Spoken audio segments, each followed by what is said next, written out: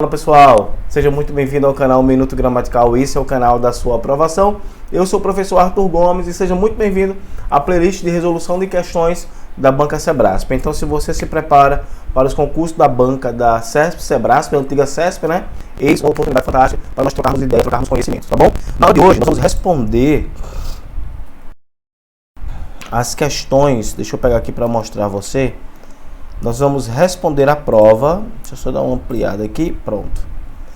A prova da Apex Brasil está aqui, ó, para o cargo, tá, de auxiliar administrativo. Antes de nós começarmos a nossa aula, você pode me encontrar aqui nas minhas redes sociais. Aqui está o meu Instagram. Então, querem tirar alguma dúvida, fala aí que eu passo o telefone que nós temos, que é o telefone de dúvidas, né, de plantão de dúvidas que nós temos. Tranquilo? Então vamos lá, gente. Olha só, uma coisa que eu tenho dito aos meus alunos, seja do curso presencial, seja do curso online, é que a necessidade de ler o texto, ela decorre da necessidade de responder as questões. O que eu estou querendo dizer com isso? À medida que você vai lendo as questões, você procura o texto, tá bom? Então é uma estratégia que eu sempre falo, para que você não procure ler logo o texto e depois você leia, vá ver as questões. Não, primeiro lê a questão, depois vai para o texto. Vou te provar que isso é verdade e que é melhor você seguir esse processo. Presta bem atenção aí, vem comigo aqui, ó. Olha só essa primeira questão aqui, pessoal. Diz assim, a primeira questão. Quanto à tipologia textual, o último parágrafo do texto é predominantemente. Veja que eu não tenho a necessidade de ler o texto todo, eu tenho a necessidade de entender o que é que está aqui, ó. E tem uma ordem aqui, ó. Utilize o passo a passo sugerido neste guia e seja bem sucedido em seu comércio eletrônico. Gente, isso é uma característica injuntiva, certo? E aí eu vou fazer uma síntese aqui para vocês da questão da tipologia textual, tá bom? Para isso eu peço que você olhe para cá, venha comigo, fique esperto. Olha só. Pronto, aqui. Ó, quais são os tipos textuais? Os tipos textuais são, vamos lá, narração. Eu vou encontrar a dissertação. Eu vou encontrar a descrição. Eu vou encontrar a dissertação, já botei, injunção. E vou encontrar a prescrição. O que é que você precisa tentar? Narração é o ato de contar uma história. Aqui dentro tem vários gêneros textuais, piada, conto e etc., que não convém agora. Contar uma história, narrar. Dissertação, ela se subdivide em duas. A dissertação expositiva ou a dissertação argumentativa.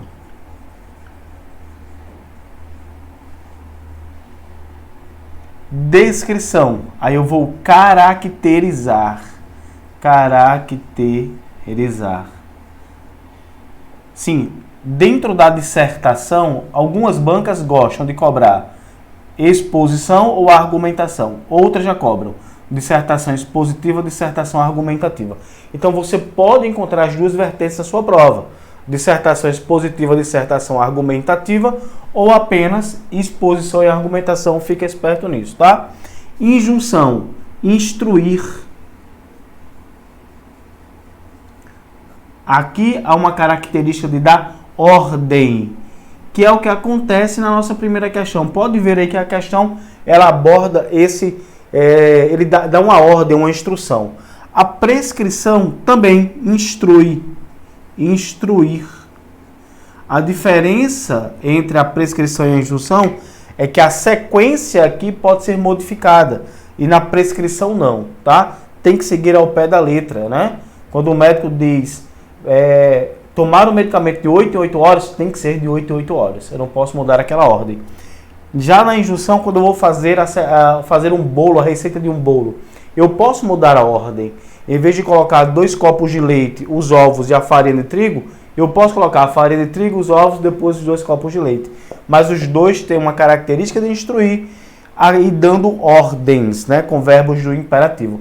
É por isso que a resposta para a primeira questão vai ser injunção, e eu mostro aqui a vocês agora. O parágrafo do texto, por isso que esse texto é um texto injuntivo. Ok? Então, fechamos aí a primeira questão.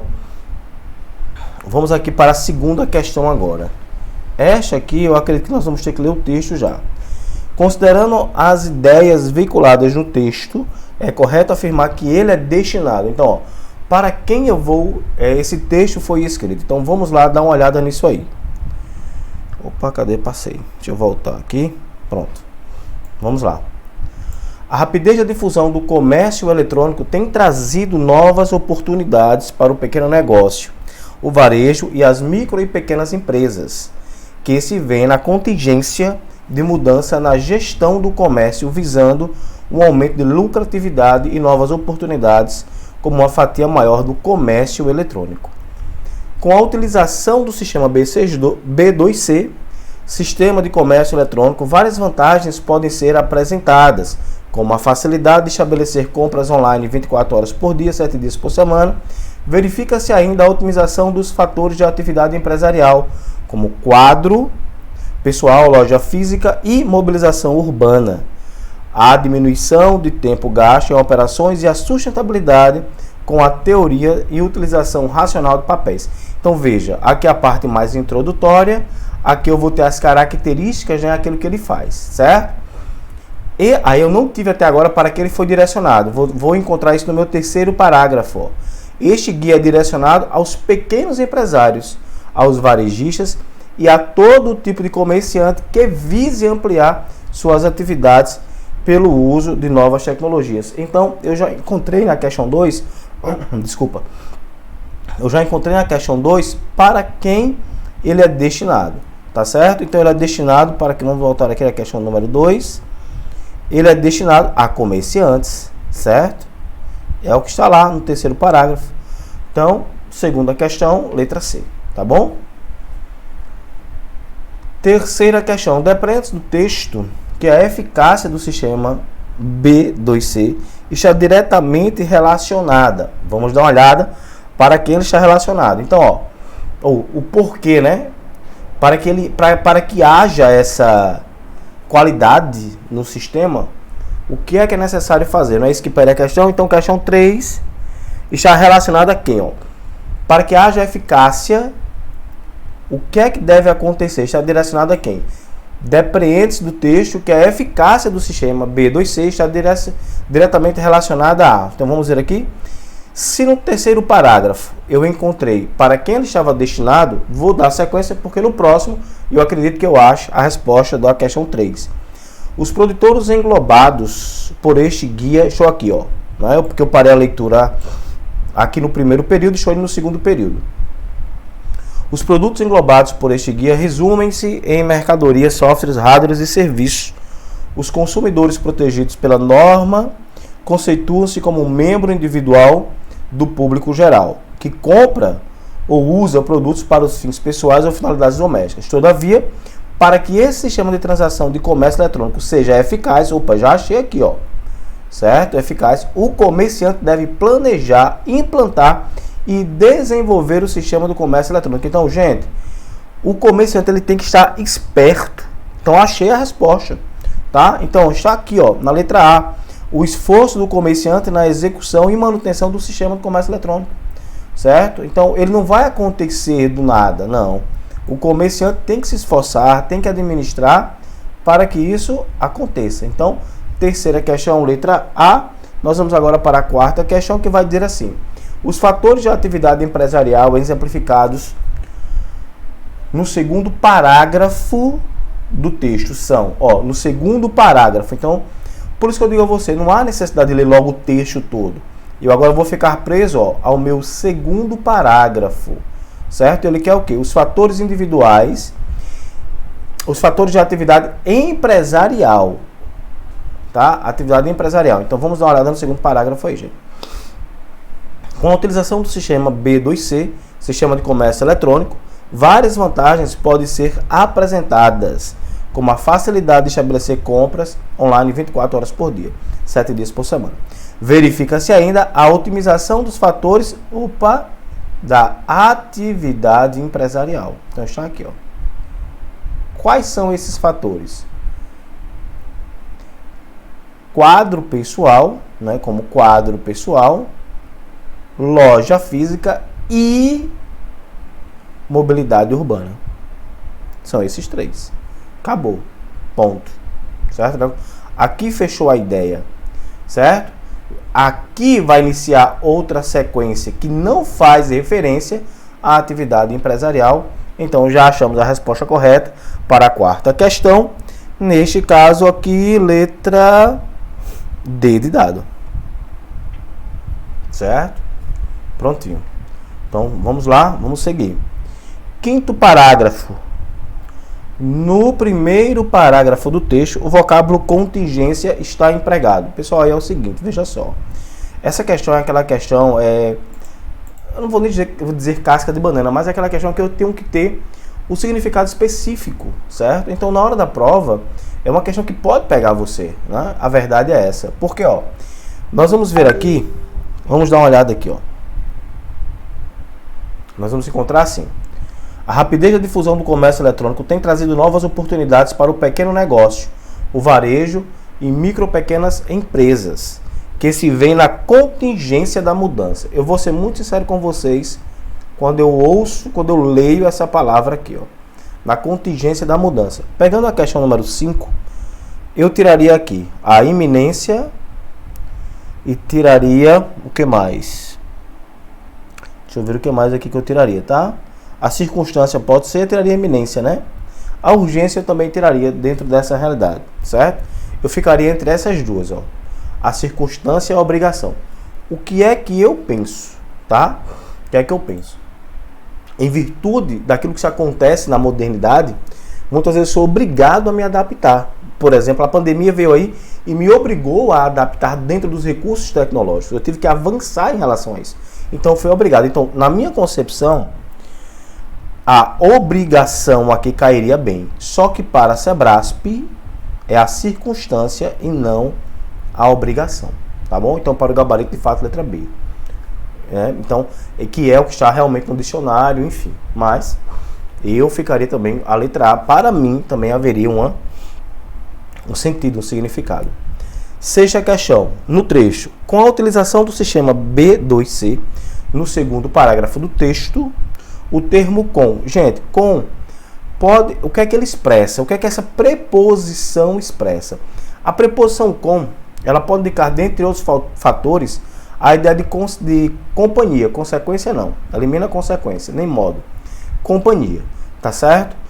E aí o que é que você tem que analisar? Você tem que analisar se a preposição está relacionada com a ideia de consequência. Se estiver relacionado com a ideia de consequência, o com vai ser causal, tá certo? E ele não vai dar essa ideia de companhia, não. Então, vamos entender aqui, gente, ó.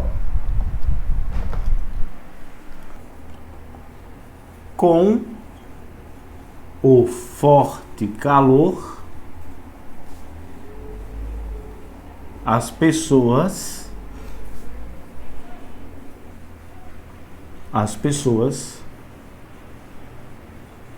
passam mal, ok? Veja que é uma ideia de causa e consequência. A consequência é passar mal, a causa, forte calor. Esse com é um com causal, ok? Pode indicar a companhia? Pode indicar a companhia. Então eu vou dizer assim, ó. Cheguei com papai. Pronto. Agora indica uma companhia. Tranquilo? Então vamos voltar aqui à questão para nós vermos. Com a utilização do sistema B2C, aí tem um aposto aqui, né? Sistema de comércio eletrônico, várias vantagens podem ser apresentadas. Então veja, ó, várias vantagens é a consequência. E qual é a causa? A causa é o sistema B2C. Então isso aqui, gente, vai expressar uma ideia de causa, tá bom? Tem a correta letra A. 7ª. A correção gramatical e os sentidos do primeiro parágrafo do texto seriam mantidos caso fosse realizado. Deixa eu adiantar para vocês que essa questão foi nula. Viu? Essa questão aqui ela foi nula. Por quê? Porque esse termo aqui, de novas oportunidades, ele aparece 2 vezes lá no texto, no primeiro parágrafo, eu vou mostrar a você. E ele pergunta, se eu posso colocar a preposição de antes dessa expressão. Mas ele não diz qual é a expressão. Tá bom? Então, tem aqui, tem trazido novas oportunidades, né? A difusão do comércio eletrônico tem trazido novas oportunidades. Aqui não caberia o de, aqui caberia, né? Visando o aumento de lucratividade e de novas oportunidades, tá vendo? Então, mas a gente não sabe qual é o termo novas oportunidades, por isso a questão foi nula, tá bom? Então, questão número 8. Mantendo-se os sentidos e a correção gramatical no 4º parágrafo do texto, a palavra todavia. Gente, todavia é uma conjunção adversativa. Tá? Todavia é uma conjunção adversativa. Só pode ser entretanto, que também é uma conjunção adversativa. Viu? Então não tem para onde correr isso não. É saber as conjunções. Eu tenho adição, finalidade, conclusão. Adversidade, né? Então, adição, finalidade, conclusão, adversidade. Aí é saber as conjunções coordenadas, tá? E aqui nesse caso, mas, porém, contudo, entretanto, no entanto, todavia. Tá legal? Então pronto, é dessa forma que funciona, pessoal. 9ª questão. Vamos dar uma olhada aqui na 9ª questão. Com relação aos aspectos linguísticos do texto, julgue os itens de acordo com as disposições do manual de redação da Apex Brasil. Vamos ver aqui. O acréscimo do termo a logo após a palavra visando, no primeiro parágrafo, visando a um aumento, manteria a correção gramatical do texto, manteria e mudaria o sentido, né? Mas a primeira está correta sim, viu? Então o item 1 ele está correto. Eu vou mostrar o porquê ele está correto. Deixa eu voltar lá no texto e eu mostro para vocês. Visando um aumento já no primeiro parágrafo, não é isso? Acompanhe aqui comigo, por favor, tá? Tá aqui, visando um aumento de lucratividade. Então preste atenção. Se eu coloco aqui a preposição a, eu transformo esse verbo em um verbo transitivo indireto. Ele vai estar no sentido de almejar, desejar. Eu mudo o sentido do verbo, mas a correção gramatical permanece. Combinado? Pronto. 2. Caso o termo na, no trecho, de modo a auxiliar os consumidores na efetivação da credibilidade, for substituído por junto a, seria mantida a correção gramatical do texto? Não, não seria mantida a correção gramatical do texto. Então, por que não seria? Porque, de modo a auxiliar, você vai auxiliar quem? O objeto direto. Você vai auxiliar quem? O objeto direto. Em que? Eu auxilio alguém em algo. Então, a preposição que o verbo está exigindo é o em, que está aqui fundido com a preposição a. Então, ficou em mais a, na, ok? Então, está errado o item 2. Item 3. Seria mantida a correção gramatical do texto caso o termo as, com crase, né, no trecho, em relação às suas reclamações e dúvidas, for substituído por a, ficando em relação às suas reclamações. Estaria certo? Estaria. Por que estaria certo, gente? Porque o a está sozinho, o suas reclamações no plural. Então, quando isso aqui está no plural, a palavra está no plural e o a no singular, eu não utilizo o uso do acento grave. Então, está correto, porque não há o artigo, né? Alternativa correta, letra B, de bola. Espero que você tenha entendido, tá bom? 10ª questão. Vamos lá? Julgue os itens a seguir relativos à pontuação. Dá uma olhada aqui no que se refere à pontuação agora. Vamos lá. A supressão da vírgula empregada logo após o termo apresentadas no primeiro período do segundo parágrafo.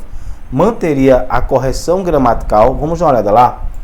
Vamos tirar essa vírgula, gente. Depois de apresentadas no primeiro período do segundo parágrafo. Deixa eu apagar aqui para ficar melhor pra gente, né? Deixa eu apagar aqui que tá tudo riscado. Pronto, vamos lá. Com a utilização do sistema B2C, Sistema de Comércio Eletrônico, várias vantagens podem ser apresentadas. Aí vem um termo explicativo, ó, das vantagens. Eu não posso tirar essa vírgula não. Isso aqui tem que estar intercalado por vírgulas. Não posso. Viu? Ou não coloca ou coloca, né? Na realidade eu tenho que colocar aí. Então retirar uma eu não posso. Então o item 1 está incorreto. Isso aqui está incorreto. Está incorreto. A inserção de uma vírgula logo após o termo sugerido no último parágrafo do texto manteria a correção gramatical e o sentido do texto. Então vamos lá. Colocar uma vírgula depois de sugerido no último parágrafo do texto. Vamos lá? Utilize o passo a passo sugerido neste guia.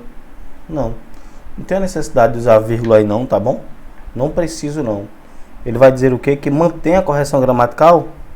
Não mantém. Tá? Item 2 incorreto. 3.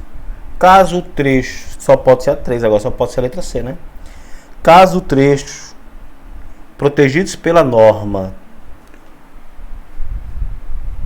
o último período do terceiro parágrafo fosse isolado por vírgulas, a correção gramatical do texto seria mantida, mas seu sentido seria alterado. Isso está no último período do terceiro parágrafo. Vamos encontrar aqui no último período do terceiro parágrafo. Primeiro, segundo, terceiro. Tá aqui, ó. Vamos lá. Os consumidores... Posso colocar a vírgula aqui? Posso. Vou mudar o sentido? Vou. Por quê? Porque em vez de eu ter um aposto especificativo, eu vou ter um aposto explicativo. Tá bom? E eu sei que paira essa dúvida entre o aposto especificativo e o aposto explicativo, tá bom? Mas o que é que eu vou fazer com você? Eu vou agora colocar o fragmento do nosso curso online, da minha plataforma, tá bom?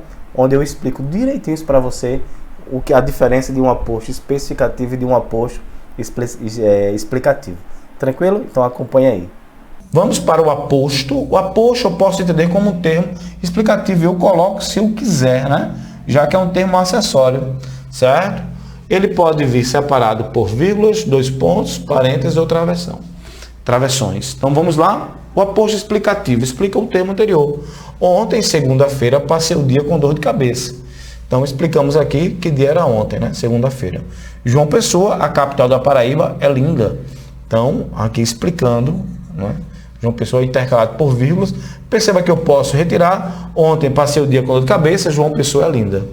E de outro termo que estão separados. Especificativo. Este tipo, diferentemente dos outros, não vem separado por sinais de pontuação. A cantora Elba Ramalho é natural da Paraíba. A cidade de João Pessoa é maravilhosa. Então, a cantora, qual cantora? Aí mostramos aqui, especificamos. Essa cidade, que cidade? João Pessoa. Ok? Então, pronto. Esses são os tipos de aposto. Falamos para você e vamos entender aqui agora na nossa dica arturizada. Olha para cá, acompanha comigo, vem cá. O aposto especificativo é parecido com o adjunto adnominal na forma de locução adjetiva.